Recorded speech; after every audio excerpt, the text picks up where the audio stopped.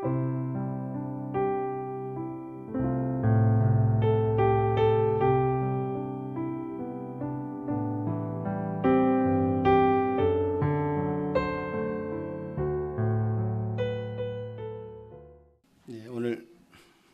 하나님은 어떤 분이신가라고 하는 제목을 가지고 말씀드리려고 하는데 조금 큰 이야기부터 좀 말씀 나누고자 합니다.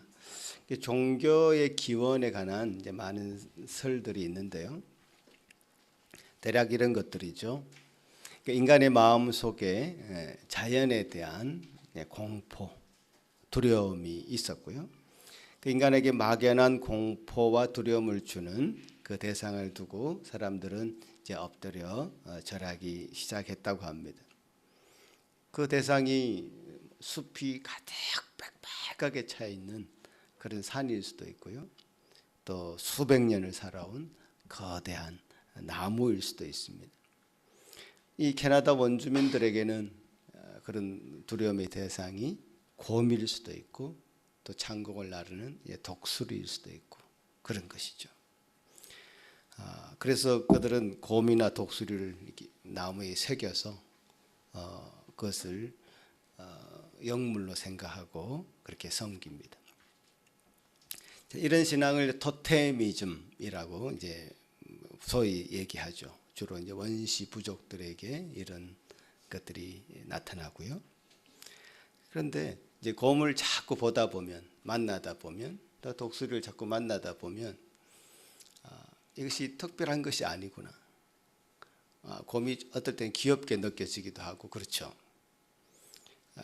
사람이 자기 자신이 그 실체를 모를 때, 어떤 대상의 실체를 모를 때 두려움을 느끼게 되는데 그런 실체를 알게 되면 이제 두려움과 공포의 대상이 아니죠. 두려움과 공포는 사라지게 됩니다. 그래서 현대 사회에서는 과거 이제 원시 부족 사회에서 보여지는 이런 토템 신앙은 점점 사라지게 되는 것이죠. 자, 그리고 어떤 생각들을 또 하냐면 애니미즘이라고 그래서 어떤 모든 사물에 인간의 모든 사물, 자연, 강, 폭풍, 바다, 호수, 해, 달, 별 이런 자연 현상에 신이 있다고 이제 생각하는 것들이죠. 부엌에는 부엌 신이 있고 화장실에는 화장실 신이 있고 안방에도 안방의 신이 있고 그러니까 이걸 한마디로 이제 정령 신앙이다 이렇게 얘기합니다. 그 일본의 어떤 전통 신앙이 애니미즘에 기반하고 있는데 일본에는 거의 한 800만 신이 존재한다고 합니다. 800만. 모든 것이 다 이제 신이죠. 그런 것이 이제 애니미즘이라고 하는 것이고요. 그다음에 샤머니즘이 있습니다. 샤머니즘은 샤먼이라고 하는 한 초자연과 인간을 매개하는 매개체가 있는 거죠. 그래서 돌아가신 어머님을 불러서 대화를 한다든가 또 해서 그 샤먼을 중심으로 어떤 신앙 체계가 이제 성립이 되죠.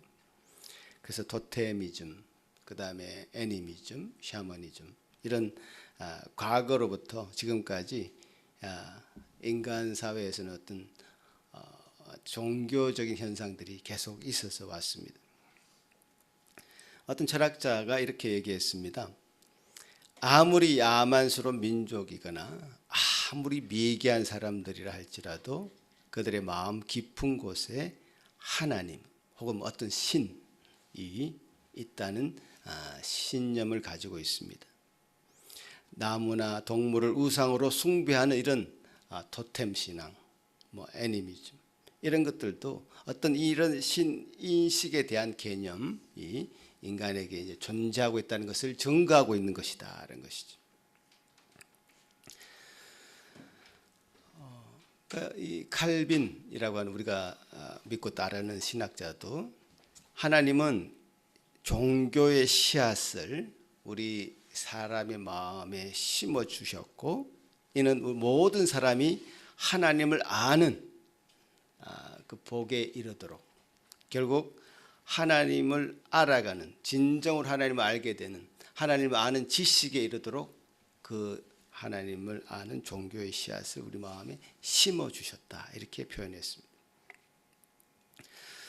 실제로 그렇습니다. 하나님은 우주의 이 창조를 통해서 자신을 계시해 주셨습니다. 그것이 우리가 흔들리는 나뭇잎을 볼 때마다, 저 산들을 볼 때마다, 바다를 볼 때마다, 하늘을 볼 때마다 느끼죠. 이 자연 만물을 통해서 우리가 하나님이 계시다는 것을, 존재한다는 것을 알게 됩니다. 이것이 바로 하나님에 대한 의식 혹은 이제 감각이라 이렇게 말할 수도 있죠. 그것이 하나님에 대한 의식, 감각이 우리에게 있다는 것이죠. 하나님에 대한 감각은 인간이 태어나면서부터 가지고 있는 종교심, 또 하나님에 대한 의식, 또 하나님에 대한 심판과 하나님의 뜻에 대한, 하나님의 선에 대한 의식을 가지고 태어나는 어떤 내적인 능력이 우리 인간에게는 있다는 얘기죠. 이 인간만이 가지고 있는 것이죠. 이것은 하나님에 대한 감각, 인간만이 가지고 있고 다른 동물과 우리를 딱 구분할 수 있는 그 어떤 것입니다. 결국 이런 종교의 씨앗, 하나님에 대한 감각을 인류에게 선물로 주셔서 복된 삶의 궁극적인 목적, 결국 하나님을 아는 지식에 결국 이르기를 원하셨던 것입니다. 그러므로 종교의 씨앗을 가지고 태어난 모든 인간은 누구도 하나님을 피할 수 없게 됩니다. 인생의 유일한 목적은 하나님을 아는 것입니다. 그래서 이 목적에서 이탈하지 못하도록 하나님은 우리 인간을 창조하셨고 그 원래대로 하나님 우리에게 계속적으로 다시 당신을 계시해 주십니다. 이 자연 계시를 통해서 계시해 주시죠. 그래서 모든 사람의 마음속에 종교의 씨앗을 주셨는데요. 누구도 자신이 무지, 나는 모른다, 이런 것을 핑계로 삼아 하나님을 모른다고 할 수 없습니다. 심지어 미신과 우상 숭배에 빠져 있는 이교도들, 불신자들도 사실은 그들도 수백만 가지의 손가락으로 하나님을 가리키고 있습니다. 어떤 알지 못하는 신이지만 존재한다는 사실은 안다는 것이죠. 오늘 이제 십계명 이제 우리 암송할 때 나 외에 다른 신을 섬기지 말라고 했잖아요. 모든 사람들이 어떤 것이든지 신으로 여겨지는 어떤 대상을 향해서 그 마음을 숙인다라는 사실이죠. 십계명에서 말씀하시듯이 나 외에 다른 신을 섬기지 말라고 했을 때 하나님은, 성경이 말하는 하나님은 그런 신들과는 구별된다 라고 얘기할 수 있습니다. 이 자연 만물에서 보여지는 그 자연 만물을 통해서 알 수 있는 하나님은 한계가 있죠.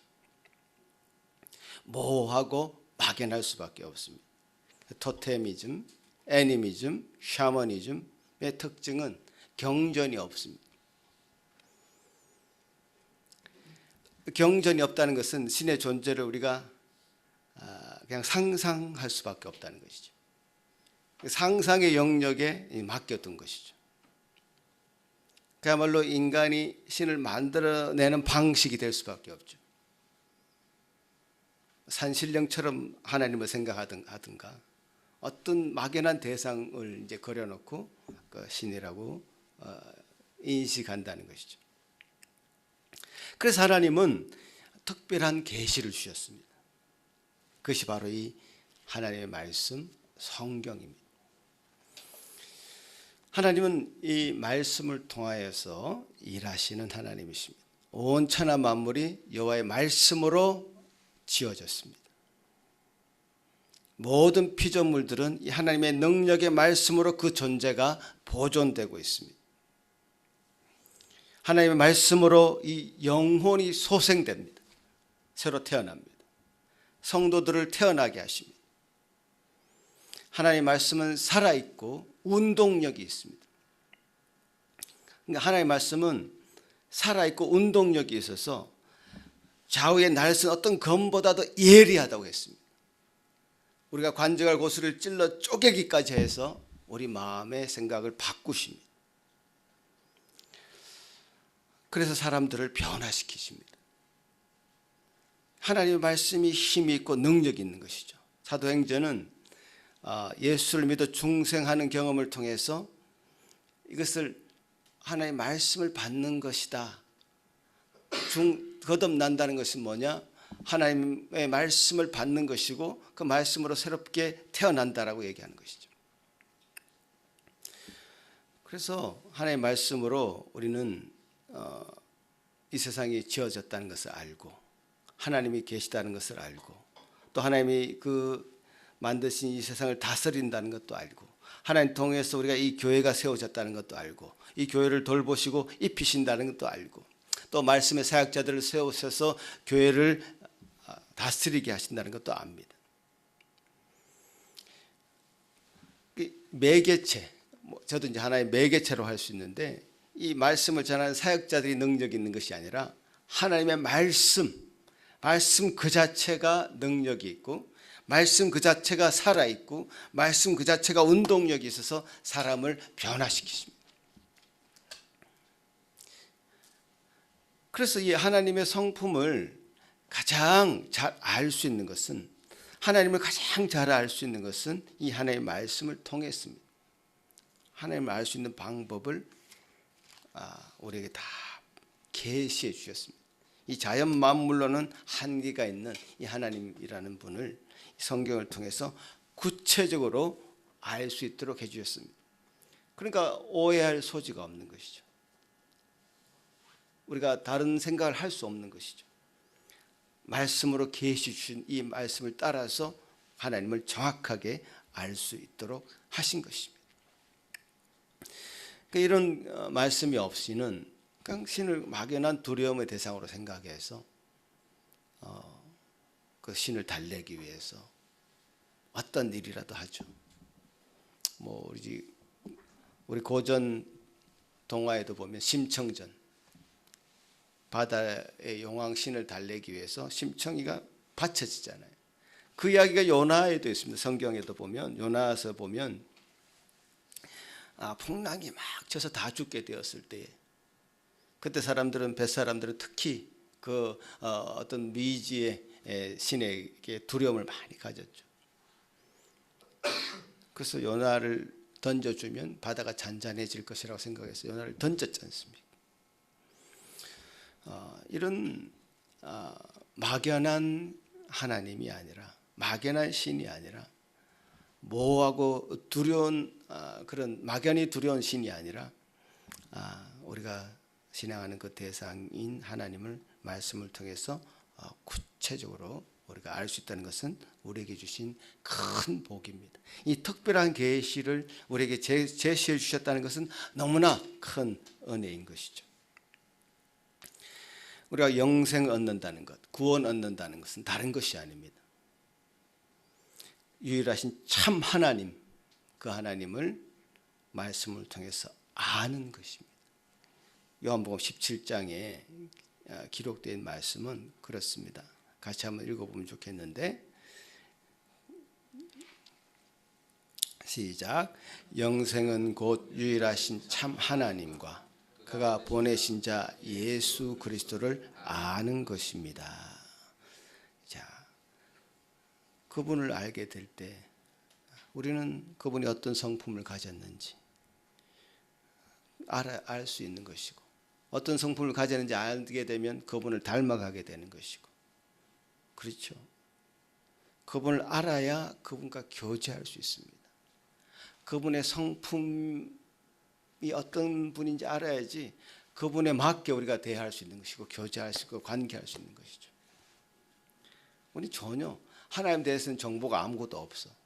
우리가 우리의 방식대로 하나님을 섬긴다는 것은 그 노력은 가상하나 그것이 헛수고가 될 수도 있다는 것이죠. 우리가 관계를 맺을 때 기본적으로 상대방이 누군지를 알아야 되잖아요. 옛날에 그런 얘기가 있습니다. 황소하고 사자가 사랑에 빠졌습니다. 그래서 결혼을 했습니다. 그래서 서로 최선을 다하기로 약속을 합니다. 그래서 소는 사자를 위해서 날마다 제일 맛있는 풀을 착착착 썰어서 대접을 합니다. 사자는 싫었지만 사랑하는 소를 위해서 억지로 참고 먹습니다. 사자도 매일 소를 위해서 가장 연하고 맛있는 살코기를 착 대접을 합니다. 고기를 먹지 못하는 소도 괴로웠지만 참고 먹었습니다. 그거는 참을성은 사실 한계가 있는 거잖아요. 둘은 마주 앉아서 얘기를 합니다. 참기 힘들다. 그러나 나는 최선을 다했다고 말하는 거예요. 상대방에게 최선을 다했다고 말합니다. 크게 다투고는 서로 헤어지고 맙니다. 이 이야기가 주는 교훈은 최선을 다하는 것이 중요한 것이 아니다. 지성이면 감천이다 해가지고 뭔가 정성을 들여서 새벽에 목욕하고 어떤 정한 수를 떠놓고 나무 앞에 비는 것 얼마나 정성스럽습니까? 그것이 다가 아니다.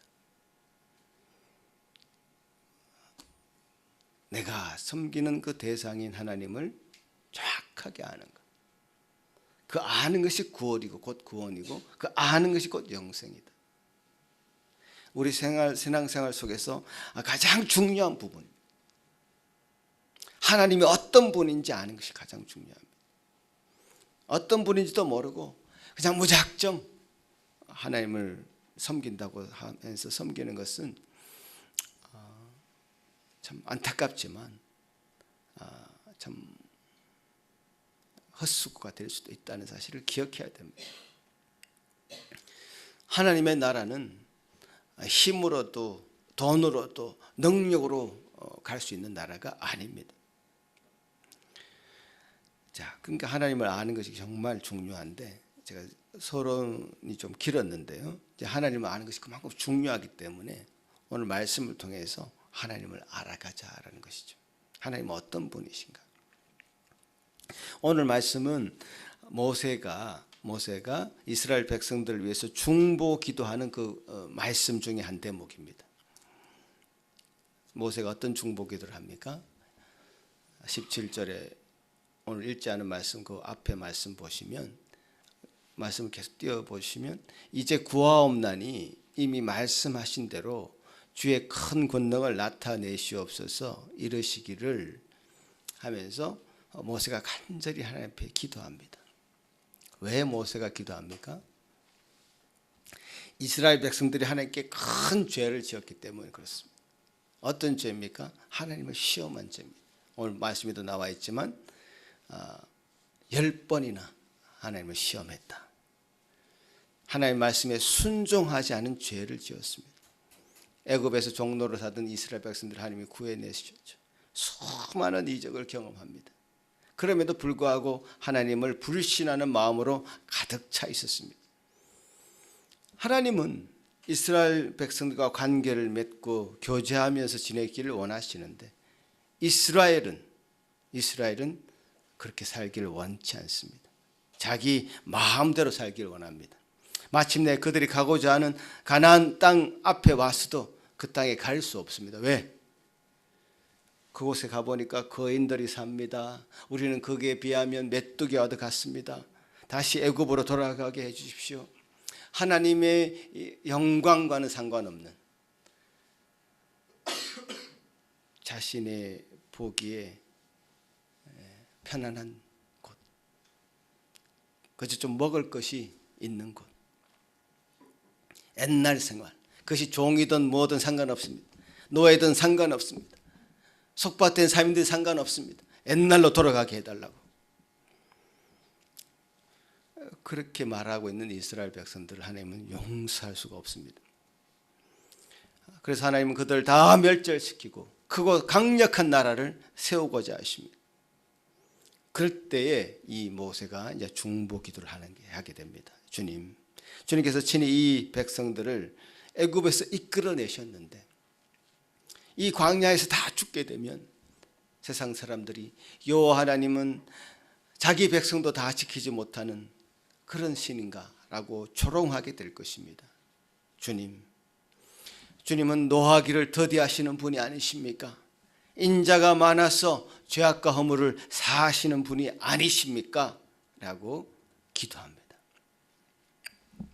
자, 이 모세의 기도에 있어서 가장 중요한 기도를 지금 모세가 하고 있는데, 모세의 기도 중에서 가장 중요한 파트가 뭐일까요? 모세는 기도할 때 정확하게 하나님의 성품이 어떤 분이신지를 정확하게 알고 그 성품을 가지고 기도합니다. 하나님은 어떤 분이시다는 것을 분명히 알고 그 성품을 가지고 기도하는 겁니다. 기도에 있어서 가장 우선적인 것은 하나님이 어떤 분이신 줄 알고 하나님의 그 뜻대로 우리가 기도하는 것이 중요합니다. 우리가 기도를 어떻게 합니까? 이것 달라 저것 달라 하는 것이 기도인 줄 생각하시는데 그것도 기도의 일종이죠. 우리가 주기도문을 보면 일용할 양식을 달라고 기도하라고 하지 않습니까? 그런데 우선되는 것이 있습니다. 기도의 우선순위는 주님의 뜻을 구하는 것입니다. 주님의 이름이 거룩하게 되어지는 것이 기도의 우선순위가 되어야 돼요. 그의 나라가 이 땅 가운데 임하시기를 기도해야 됩니다. 그의 뜻이 이 땅 가운데 임하시기를 기도해야 됩니다. 모세는 그것을 정확하게 알았어요. 기도에 있어서 하나님이 가장 좋아하시는 기도는 무엇인가? 그래서 안 것이죠. 우리가 이것 달라 저것 달라 하는 기도는 하나님이 아니라 저 알라딘의 램프의 그 지니한테 기도해야 되죠. 그럼 자기 원하는 거 들어줍니다. 그러나 하나님 그렇게 기도하기를 원치 않으십니다.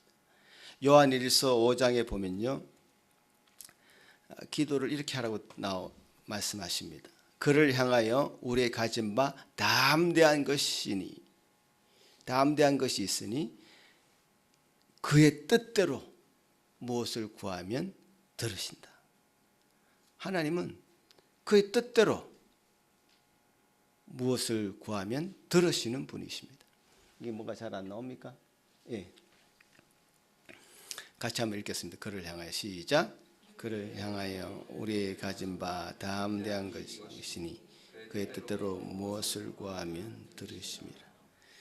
이 담대하다는 말이 뭐 용기가 있다, 뭐 이런 뜻도 되지만 헬라 원어적으로 가면 좀 뻔뻔하다. 자녀로서 아버지에게 좀 뻔뻔하게 기도하는 것이 기도인데, 왜냐? 아버지는 그런 분 아니십니까? 주님의 뜻대로 내가 지금 구하고 있습니다. 주님 원하시는 걸 내가 구하고 있는데 주님 주십시오. 이런 느낌도 있습니다. 왜냐? 지금 모세도 굉장히 뻔뻔하게 기도하고 있거든요, 사실. 백성들이 그렇게 배반하고 불순종하고 반복해서 죄를 짓고 있는데도 모세는 또 자기 목숨을 걸고 이 백성들을 위해서 살려주십시오. 이 다 죽이면 하나님의 이름이 어떻게 됩니까? 이 땅에 하나님 이름이 이렇게 망가져서는 안 될 것 아닙니까? 이런 취지로 기도하고 있거든요.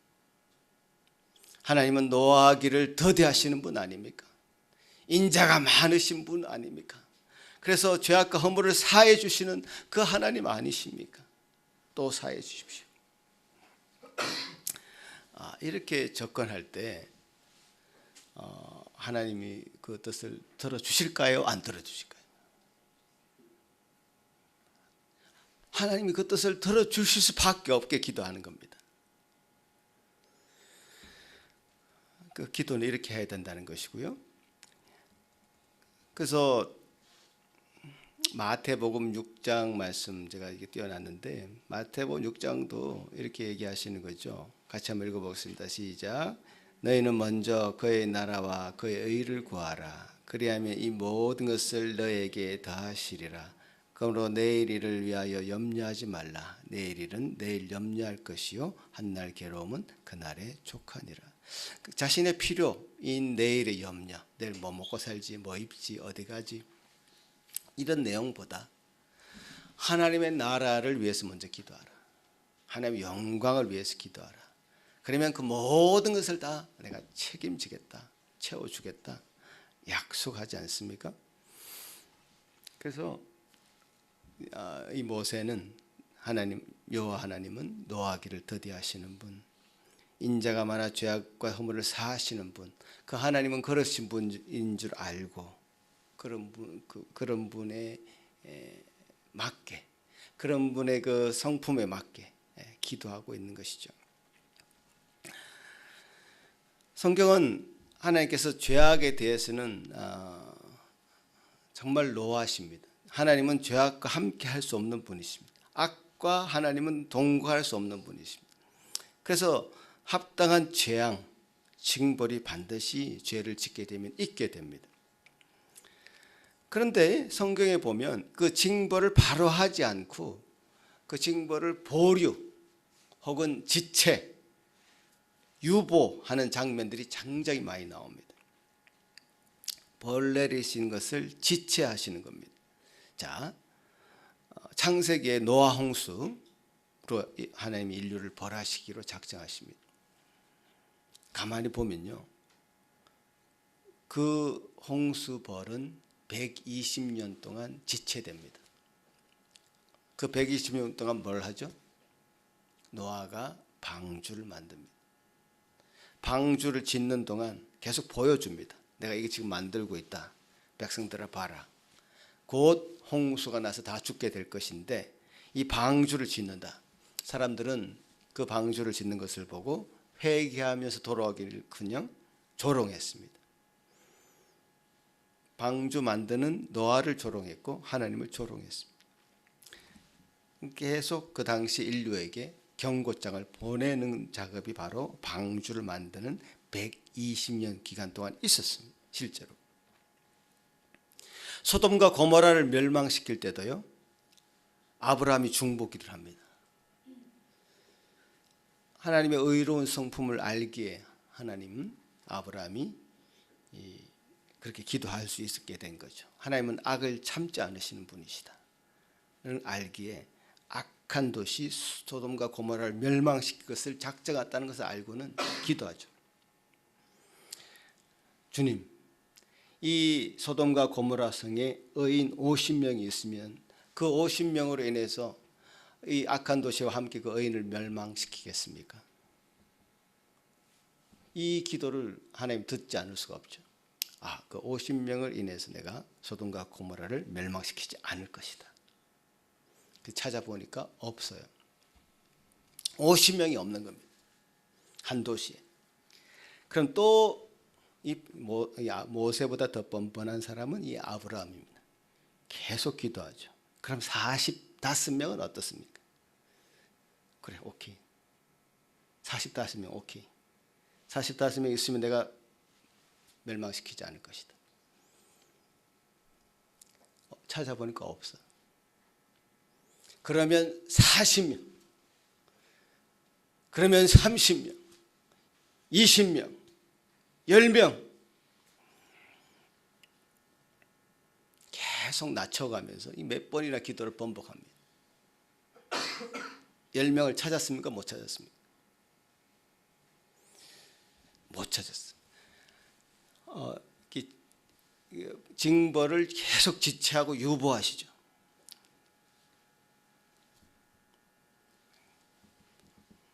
그러나 악을 용납할 수 있는 분은 아니십니다. 하나님. 멸망하시겠다는 그 작정은 반드시 이루십니다. 10명을 찾지 못해서 소돔과 고모라는 완전히 불바다가 되죠.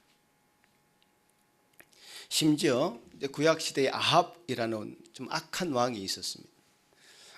이 아합이 짓는 이 죄가 너무너무 컸기 때문에 가만히 내버려 둘 수가 없습니다. 엘리야 선지자를 보내셔가지고 아합과 이세벨, 그 부인인 이세벨에게 재앙을 선포케 합니다. 재앙을 선포합니다. 그들의 악한 행실을 더 이상 볼 수가 없다. 그런데 그런 아합 왕이 이런 하나님의 재앙의 이야기를 듣고는, 경고하는 말씀을 듣고는 회개를 하는 겁니다. 열왕기상 21장에 그 내용이 있는데 내가 다 읽지는 않겠습니다. 지금 회개를 하는 겁니다. 회개하니까 하나님이 그 마음을 바꾸셔요. 유보시킵니다. 사실은 바꾸는 게 아니라 유보시킵니다.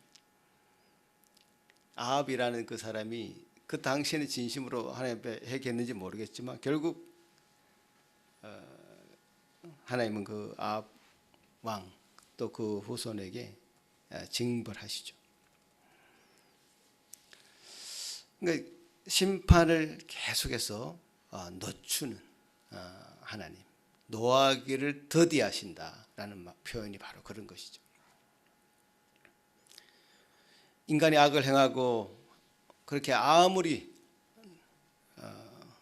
나쁜 짓을 할지라도 회개하고 돌아오기만 한다면 자비를 베푸실 준비가 되어 있다, 은혜를 베푸실 준비가 되어 있다 라는 것을 알 수 있습니다. 성경에 그런 이야기는 너무너무 많습니다. 니느웨의 성, 요나가 그렇게 물에 빠져가면서 물고기 뱃속에 있어가면서까지 찾아갔던 니느웨의 성은 어떻습니까? 그 악한 성이 요나가 대충 메시지를 전했습니다. 성의껏 메시지를 전하지도 않았습니다. 정말 피를 토한 사자후를 한 것이 아닙니다. 겨우 억지로. 그 악한 도시는 이방 나라의 적국의 나라 수도였기 때문에 그들이 멸망받았으면 좋겠다는 마음이 요나에게는 있었고, 그래서 그들이 멸망받았으면 좋겠는데 내가 거기 가서 그들을 살리느냐, 그런 마음 때문에 대충 복음을 전합니다. 싫은데 그 억지로. 그런데 그들이 회개하는 겁니다. 심판이 유보가 되죠. 하나님은 상한 갈대를 꺾지 아니하시고 꺼져가는 등불을 끄지 않는 분이십니다. 너무나 자비로우신 분이시죠.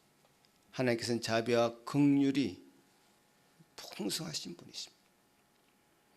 그 하나님의 자비와 긍휼이 없다면 사실 지금 우리가 사는 이 땅은 벌써 심판으로 끝났습니다. 지금도 사실은 그 멸망이 유보되고 있습니다. 언제까지 유보되겠습니까? 믿는 자의 수가 충만한 데까지 이르도록, 믿는 자의 수가 충만한 데까지 이르도록 그때 예수 그리스도께서 다시 이 땅에 오실 것이고, 그때까지 이 멸망은 유보됩니다. 그래서 지금 이 땅에는 알곡과 가라지가 함께 자랍니다. 함께 자라도록 놔두죠. 가라지에 대해서 멸망을 유보하고 있는 겁니다. 결국 추수할 때가 되면 알곡은 다 모아서 곡간에 들어가고 가라지는 불에 태워서 없애버릴 것입니다. 악과 함께 할 수 없기 때문에. 자비와 긍휼이 풍성하신 분이시지만 또한 악한 자를 벌하시는 분이 하나님이라는 것을 기억해야 됩니다. 우리 하나님은, 우리 예수 그리스도께서 우리 사도신경에서 하나님 보좌 우편에 앉아 계신다고 그랬잖아요. 재판장을 생각하시면 됩니다. 재판석을 기억해 보십시오. 여기 재판장이 딱 앉아 있고, 재판장은 죄인에게 벌을 내리고, 그래서 그 죄인을 감옥에 가두거나 심판하는 역할을 합니다. 그분이 하나님이세요. 그런데 그 재판장에 섰을 때 우리가 정말 위로를 얻고 감사할 수 있는 것은 바로 그 옆에 예수 그리스도께서 계시다는 것. 우리의 죄악을 따라서 우리를 심판하시지 않고 우리의 죄악을 다 감당해 주신 예수 그리스도께서 우리의 변호사가 되십니다.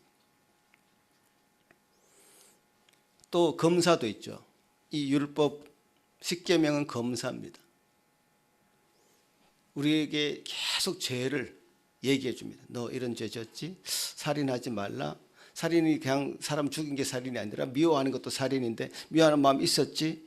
간음, 그냥 음욕을 품는 것도 간음인데 그런 마음 있었지? 계속 기소를 하는 겁니다. 그런 기소하는 검사가 거기 있고요.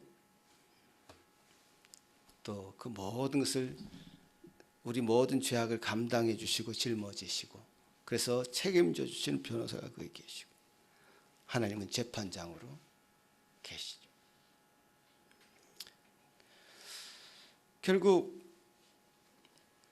예수 그리스도께 나오는 자들, 주님께 그 마음을 맡긴 자들, 주님을 믿는 자들에게는 그 모든 죄를 사함받고 주님께서 주시는 은혜로 새로운 삶으로 나아가서 guilty가 아니라 not guilty,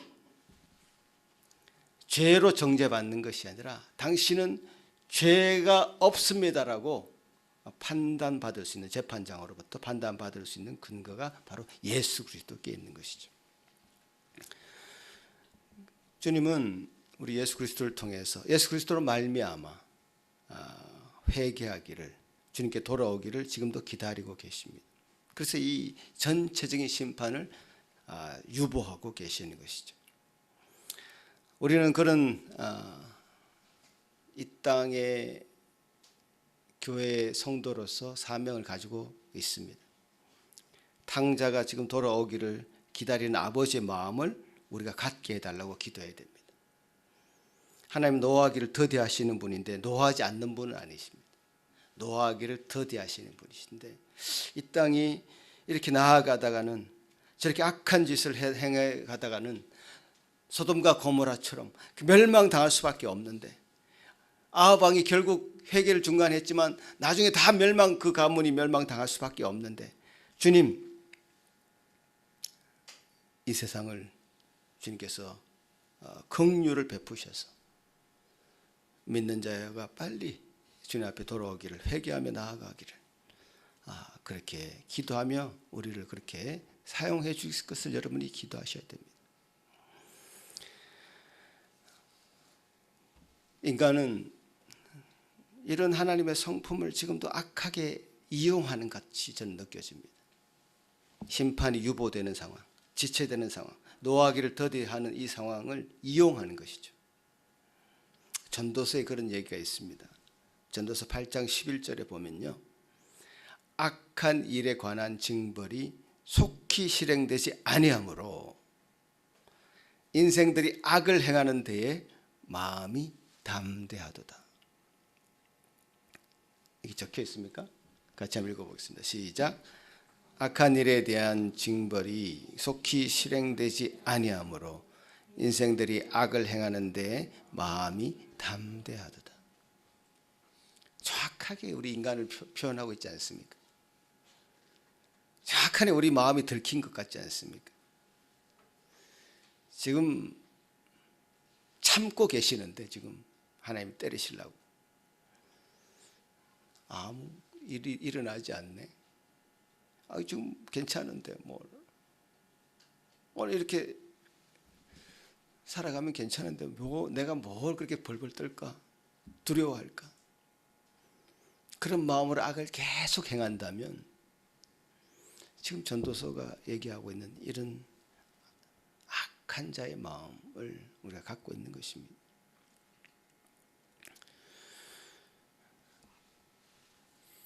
주님은 사도 바울을 통해서 우리에게 말씀하시기를, 보라 지금은 은혜의 때고 구원받을 만한 때다. 보라 지금 구원받을 만한 은혜의 때임을 기억해야 된다. 지금 주님 앞에 나와라. 더 이상 미루지 말고 회개하고 주님 은혜 가운데 나와서 주님이 베푸시는 이 구원의 놀라운 강물을,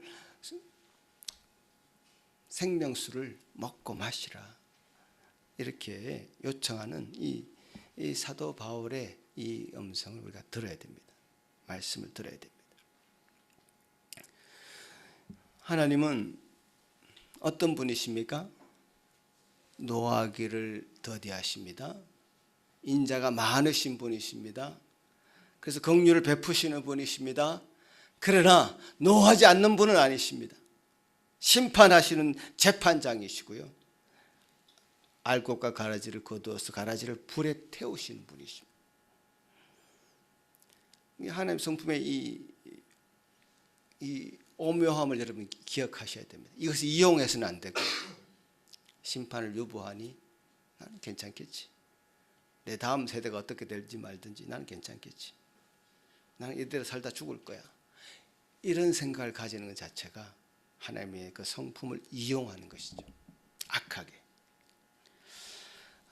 주님 성품을 알면 알수록, 주님 성품을 우리가 알면 알수록 그분이 원하시는 것이 무엇인지 더 정확하게 알게 됩니다. 주님 악을 싫어하시는 분이십니다. 주님께서 주시는 그 은혜로 우리가 구원을 얻었고요. 그래서 아담으로부터 내려온 그 원죄는 다 사함을 받은 백성들이 주님의 백성들이요 성도들입니다. 그러나 우리가 날마다 짓는 자범죄들이 있습니다. 그것을 내가 죄 없다라고 말해서는 안 됩니다. 죄가 있습니다. 악이 있습니다. 그 악을 주님 앞에 내려놓고 온전히 용서함을 구할 때에 주님 노하기를 더디하시고 인자가 많으신 그 분께서 우리를 사해 주십니다. 그분 앞에 그분 품에 안겨서 우리가 날마다 살아간다면 그런 은혜를 누릴 것입니다. 그런 은혜를 누리시고 살아가신 저와 여러분 되시기를 간절히 바라겠습니다. 아멘. 기도합니다. 하나님 아버지 감사합니다. 오늘 말씀을 통해서 다시 한번 확인하는 것은 우리 하나님은 참으로 막연하고 모호한 하나님이 아니라 성경을 통해서 이 특별한 계시를 통하여서 우리에게 당신의 성품을 다 보여주시고 우리가 알 수 있도록 해주신 그 하나님인 것을 우리가 믿고 고백합니다. 그 주님은 좀 노하기를 더디하시는 분, 인자가 많으신 분, 그래서 우리를 긍휼히 여겨주시는 그 분인 줄 우리가 압니다.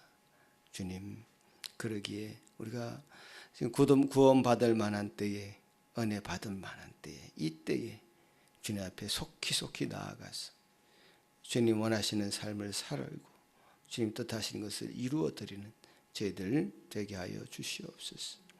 주님, 우리가 이것을 하나님의 성품을 이용한다고 했을 때 참 그것은 더 큰 화를 입게 될 것입니다. 주여, 참 그 성품을 이용해서 우리가 우리 뜻대로 우리 고집대로 살아간다면 주님 이것을 통해서 우리가 더 큰 화를 입을 것임 우리가 경각심을 가지게 하시고 주님 앞에 날마다 우리의 죄를 가지고 나아갈 수 있는 은혜를 허락하여 주시옵소서. 우리 주변을 둘러봅니다. 주님, 참 구원이 필요한 많은 심령들이 있습니다. 주여, 세상의 뜻대로 살아가는 저들 심령 가운데 주님 함께하여 주셔서 주님 구원하여 주시고 영생을 선물로 그들에게 허락하여 주시고 돌아온 탕자가 참 주님 앞에 아버지 품에 안겼듯이 주님 품에 다 안기는 저희들 되게 하여 주시옵소서. 우리로 입을 열어서 하늘의 비밀한 것을 우리가 증거할 수 있는 우리 모든 산길 성도들 되게 하여 주시옵소서. 주의 은혜를 베풀어 주실 것을 소망하고 감사드리오며 예수님 이름으로 기도합나이다. 아멘.